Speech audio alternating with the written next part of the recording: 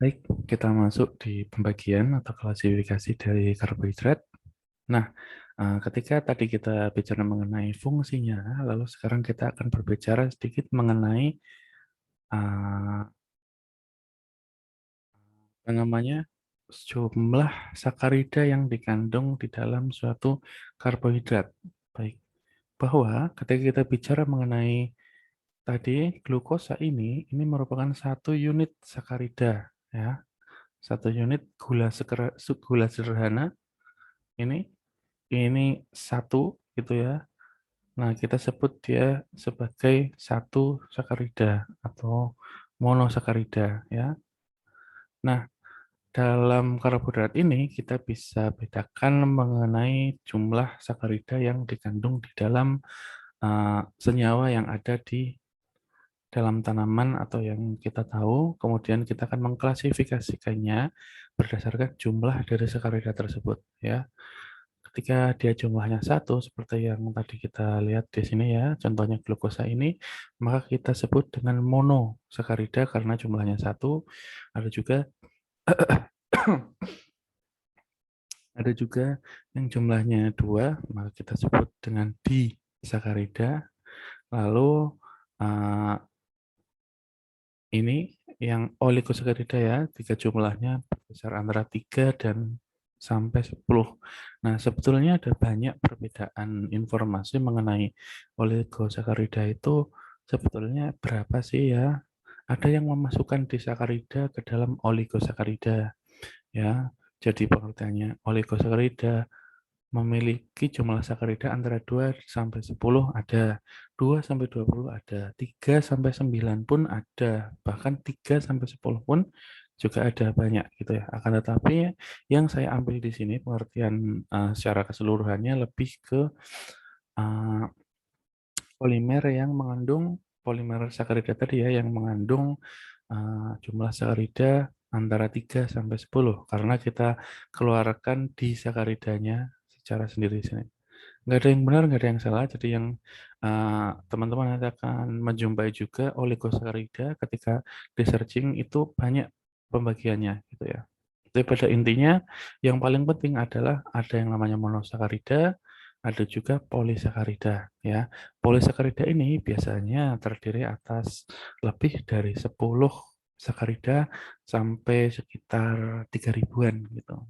Nah, di antara itu ada yang namanya oligosakarida, baik oligosakarida dalam artian seperti ini, atau yang ini ya 310 atau yang disakaridinya juga dimasukkan dalam oligosakarida. Kan tetapi teman-teman, alhamdulillah, mohon maaf, tetapi teman-teman harus mengerti dulu kenapa disebut mono, kenapa disebut disakarida, lalu kemudian ada yang namanya oligo di antara disakarida dan polisakarida. Ini ya, oke. Jadi seperti ini. Uh, Ketika kita membahas mengenai karbohidrat itu, kita tidak akan lepas juga pembahasan dengan polisakarida. Polisakarida tadi ya, karena polisakarida ini banyak sekali di tanaman yang artinya adalah terdiri atas, tersusun atas satuan-satuan gula sederhana seperti ini yang kita sebut dengan sakarida. Ada yang namanya monosakarida, tadi sudah dibahas ya. Ada yang disakarida ya, terdiri atas dua. Lalu ada yang polisakarida, terdiri atas banyak sakarida-sakarida. Dan di antara ini juga ada yang namanya oligosakarida, seperti tadi. Ya, contoh yang banyak kita kenali adalah starch atau pati. Pati itu merupakan suatu polisakarida. Ya, jadi dari klasifikasi ini kita akan mengenali suatu senyawa berdasarkan struktur kimia yang ada. Ya, maka ketika kita melihat struktur seperti ini, kira-kira teman-teman bisa bedakan atau tidak yang kiri dan yang kanan. Ya, jadi monosakarida itu dalam artian secara definisinya adalah memang uh, sudah merupakan unit yang paling simpel atau paling kecil dari suatu polisakarida. Artinya Monosakarida ini merupakan penyusun terkecil atau building block atau susunan yang paling sederhana dari suatu polisakarida. Kalau polisakarida itu banyak yang berupa N ini ya, glukosa contohnya, yang tersusun banyak sekali sebanyak N, maka monosakarida adalah secara tunggalnya. Dia mono satu dan sudah tidak bisa dihidrolisis lagi menjadi apa namanya unit-unit yang lebih kecil dari sakarida ini. Kalau di breakdown lagi itu sudah beda lagi Bu ya. Nah, uh, polisakarida ini kemudian bisa kita hidrolisis kembali menjadi berbagai macam, bisa menjadi oligosakarida gitu ya, bisa menjadi unit terkecilnya yang berupa monosakarida. Artinya ketika kita bicara mengenai monosakarida ini hubungannya dengan hidrolisis, maka dia sudah tidak bisa di broken down lagi ya, cannot be broken down by hydrolysis into simpler atau smaller carbohydrate molecule. Oke ya.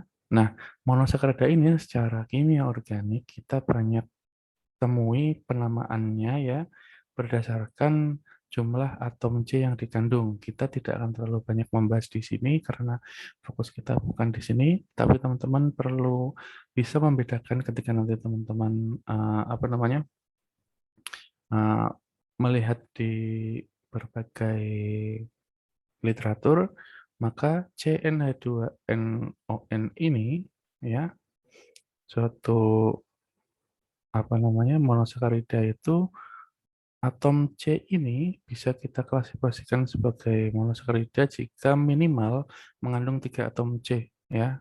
CnH2nON ini. Contohnya C3H6O3 ya. Ketika C-nya dia jumlahnya 3 maka kita bisa sebut dengan triosa ya. Jadi nanti teman-teman kalau ada di literatur yang menyebutkan suatu triosa, triosa itu maksudnya seperti ini, N-nya 3 gitu ya. Kalau 4 gimana? 4 tetraosa, bisa disebut dengan tetrosa. Pentaosa, kalau 5 pentosa, 6 heksosa, C7 heptosa gitu ya. Seperti ini. Nah, berdasarkan tipe karbonilnya juga kita bisa lihat bahwa monosakarida ini ada yang sifatnya karbonilnya berupa aldehid atau keton. Ini nggak usah kita bahas ya, ini secara apa namanya uh, kimia organik juga nanti. Tapi pada intinya dari gugus karbonil yang ada di dalam monosakarida juga kita bisa bedakan karena bisa berupa aldehid dan juga bisa berupa keton dan namanya pun juga beda. Kalau berupa aldehid namanya triosa tadi ya, kalau 3, kalau bentuknya berupa keton namanya triulosa sampai seterusnya.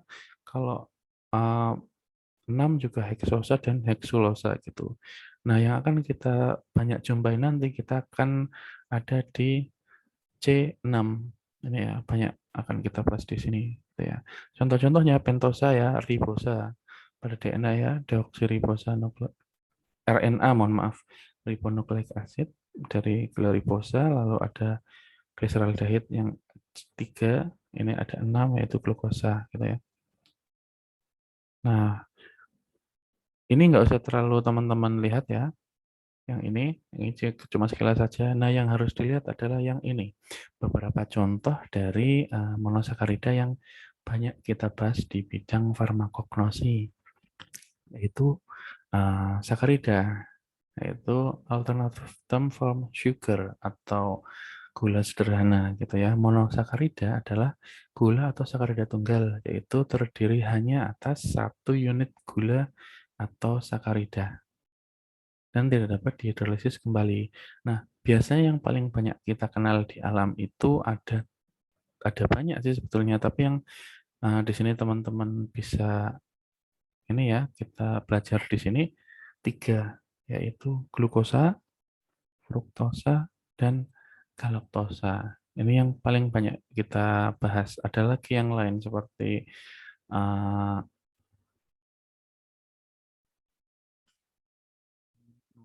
tapi ya tidak kita bahas di sini ya, tidak terlalu. Oke, Baik, monosakarida yang paling banyak kita jumpai itu berupa glukosa, fruktosa, dan galaktosa. Nah, di alam itu biasanya kita kenal dengan D-glukosa, D-fruktosa ya, karena memang di alam pada umumnya itu monosakarida ini itu terdapat dalam bentuk konformasi isomernya yaitu sifatnya dextro. Nah, ini nggak kita bahas juga, tapi teman-teman nanti akan lebih banyak menjumpai yang namanya D-glukosa. D-fruktosa ya, D-galaktosa. Oke ya, yang pertama glukosa. Glukosa ini yang paling banyak dijumpai ya,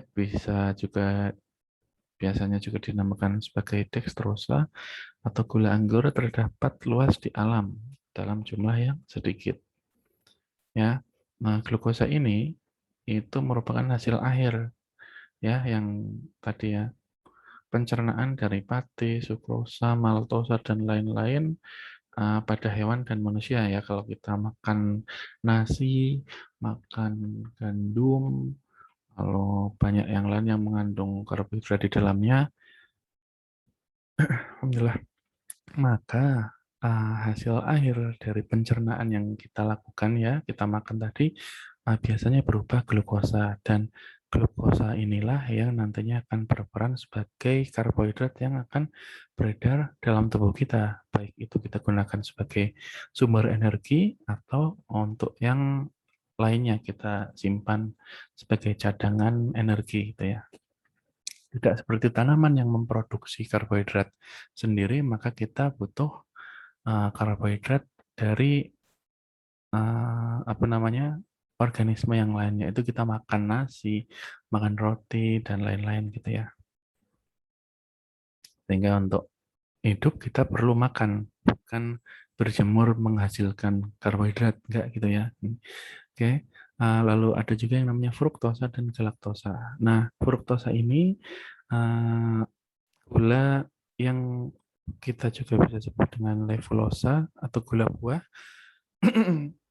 Banyak juga ditemukan di buah-buahan ya. Nah, fruktosa ini rumusnya sama dengan glukosa, akan tetapi struktur konformasinya yang berbeda ya. Sama-sama C6H12O6 juga konformasinya berbeda karena dia membentuk cincin yang terdiri atas 1, 2, 1, 2, 3, 4 C2, 3, 4 membentuk segi 5 gitu ya. Kalau glukosa kan segi 6. Nah, seperti ini. Nah, lalu galaktosa juga banyak sekali dibahas, akan tetapi galaktosa ini tidak terdapat bebas di alam. Akan tetapi sumber dari galaktosa ini kita banyak jumpai di susu. Contohnya ya, karena pada bahan-bahan makanan yang mengandung laktosa. Laktosa inilah yang nanti jika dihidrolisis akan menjadi salah satunya glukosa. Ya benar, glukosa dan galaktosa, mohon maaf ya. Galaktosa. Nah, ya. Jadi kita tadi ya, ketika kita bicara mengenai glukosa dan fruktosa ini, fruktosa ya, glukosa itu ada di alam. Tapi galaktosa tidak terdapat di alam secara bebas. Nah, artinya ketika kita ingin mendapatkan glukosa dan fruktosa dari alam itu banyak sekali dari makanan, buah-buahan, sayuran, roti, dan sebagainya. Tetapi ada beberapa juga yang apa namanya, monosakarida itu tidak bebas ada di alam gitu ya. Tapi kita jumpai langsung dia sebagai suatu disakarida, bukan monosakarida ya. Contohnya adalah galaktosa ini yang merupakan suatu bagian dari disakarida yang bernama laktosa. Nah, disakarida inilah yang ketika nanti terkandung dalam makanan dan kita konsumsi, maka selanjutnya dimetabolisme menjadi unit yang lebih kecil.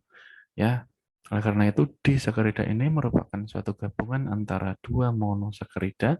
Ya, nah teman-teman, jika nanti dihidrolisis dari disakarida ini, yang kanan ya teman-teman lihat, akan membentuk satuan-satuan monosakarida ya, dua monosakarida ya, karena namanya disakarida.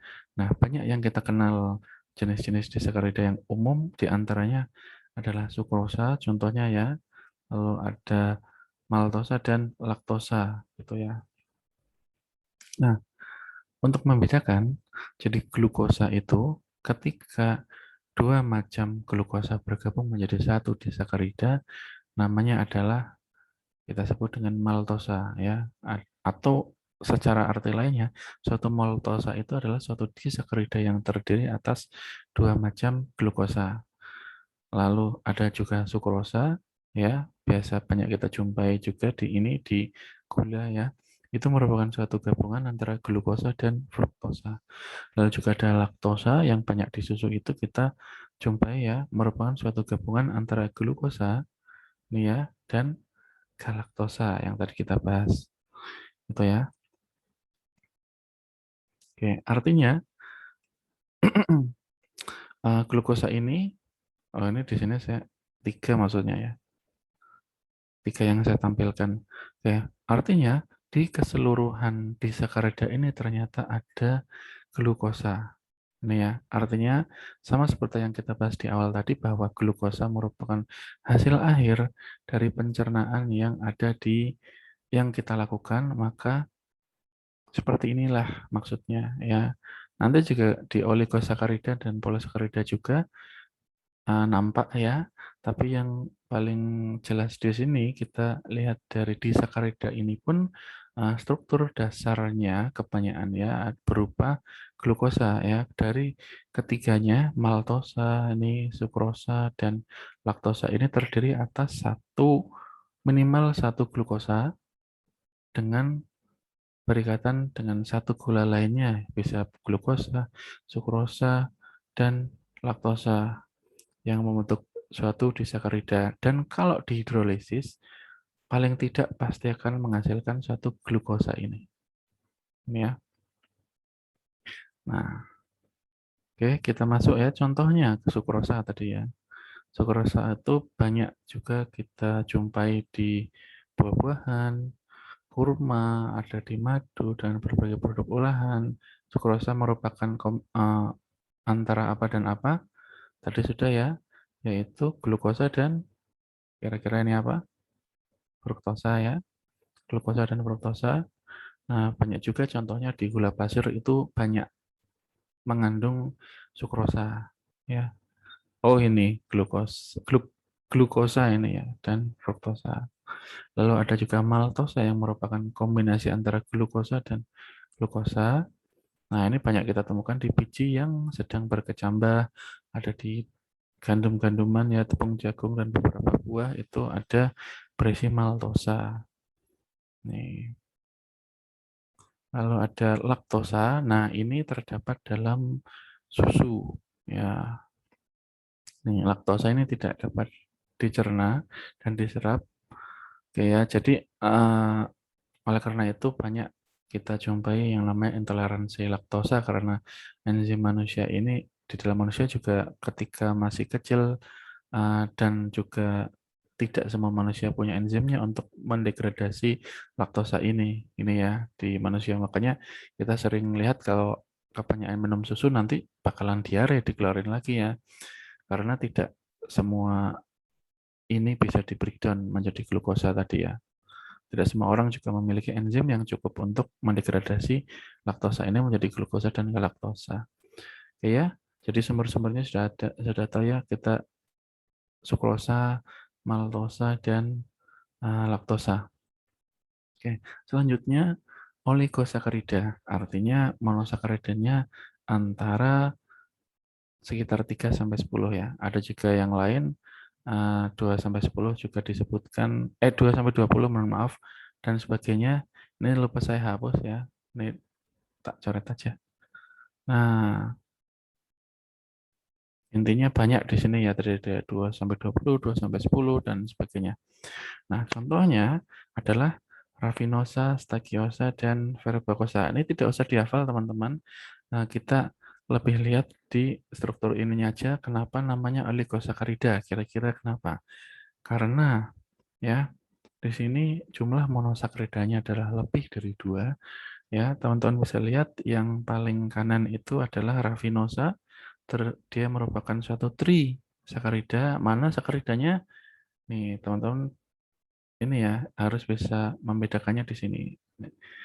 Ya, nih. 3. Lalu ada stagiosa, merupakan tetra sakarida 4, 1, 2, 3, 4. Lalu ada varibascosa, pentasakarida. Yang mana? 1, 2, 3, 4, 5. Nah, ini salah satu contoh oligosakarida. Kayak ya teman-teman bisa bedakan ya tadi monosakarida itu seperti ini, satu, satu, satu, disakarida ini satu, dua, satu, dua, disakarida, satu, dua, ya, disakarida, oligosakarida ya, 5, 4, 3. Maka kita dengan melihat strukturnya saja, kita sudah bisa membedakan antara mono, di, dan polisakarida. Ya. Nah, berbagai contoh lainnya juga banyak kita bisa cari. Yang saya sampaikan di sini mungkin hanya sekitar sedikit aja, kan, tetapi pada dasarnya banyak sekali berbagai macam monosakarida, disakarida, dan oligosakarida di luaran sana yang tidak ada di sini.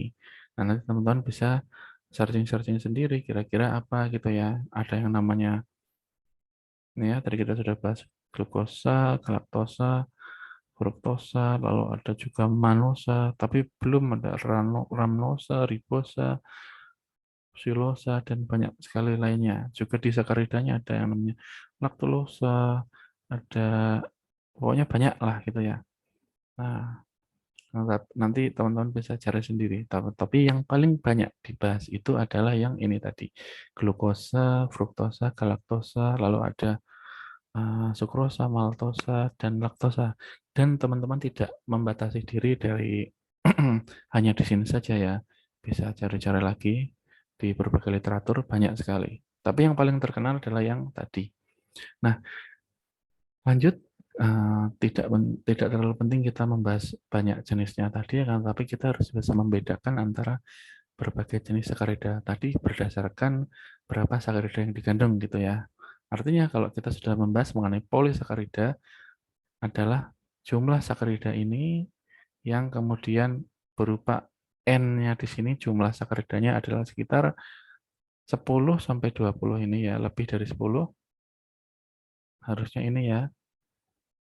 Nah, ini juga ada beberapa pendapat yang menyebutkan bahwa lebih dari 20, tapi pada intinya lebih dari 10 sampai 3 ribuan ini yang kita bisa jumpai sebagai polisakarida gitu ya. Nah, contohnya ada banyak, ada pati, dextrin, glikogen, polisakarida non-pati, agar dan pektin dan gum dan musilago. Nah, tetapi tidak saya banyak kupas di belakang ini nanti ya. Nah, ya teman-teman juga bisa cari sendiri polisakarida ini, tidak melulu ini tapi banyak sekali polisakarida ya. Tapi pada intinya yang ingin kita bahas adalah di polisakarida tadi, kembali lagi ya, yang terbagi atas 2 karbohidrat tadi. Nah, disinilah kita akan melihat perbedaannya, yaitu ada yang untuk energi juga, yang ada juga yang untuk fungsi struktural. Nah, ini akan kita lihat di video yang ketiga.